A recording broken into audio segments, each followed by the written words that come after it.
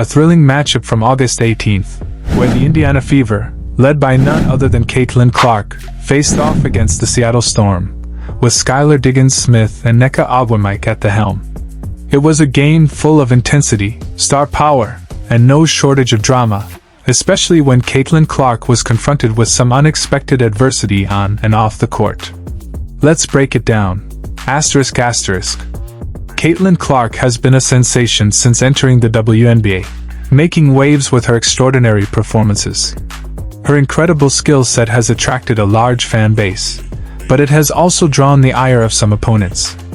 In the build-up to this game, there was no shortage of warnings from players claiming they could shut Clark down. But it wasn't just words that fueled the tension during this contest. The game's most controversial moment occurred during a timeout. Skylar Diggins-Smith, a veteran and leader of the Storm, was caught on a fan's camera appearing to speed up just to shove Caitlin Clark as she walked back to the Fever bench. The shove wasn't shown on television, but it went viral quickly, with fans expressing outrage. Despite the drama, Clark did what she does best: let her game speak for her. First half, a slow start turns into a duel. The game began slowly, with both teams struggling to find offensive rhythm.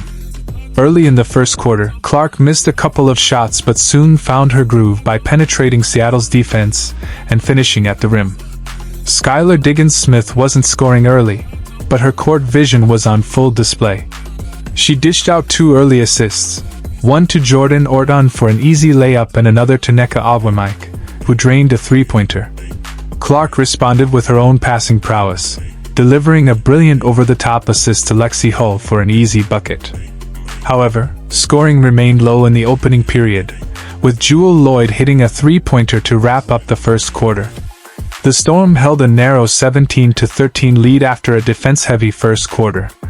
As the second quarter began, Diggins-Smith remained a menace with her passing, setting up Sammy Whitcomb for a three-pointer, and then finding Easy Magbegor for another easy score. Despite not scoring much herself, Diggins-Smith was integral to Seattle's early success, using her playmaking to keep Indiana's defense guessing. Caitlin Clark, however, wasn't about to let Seattle run away with the game.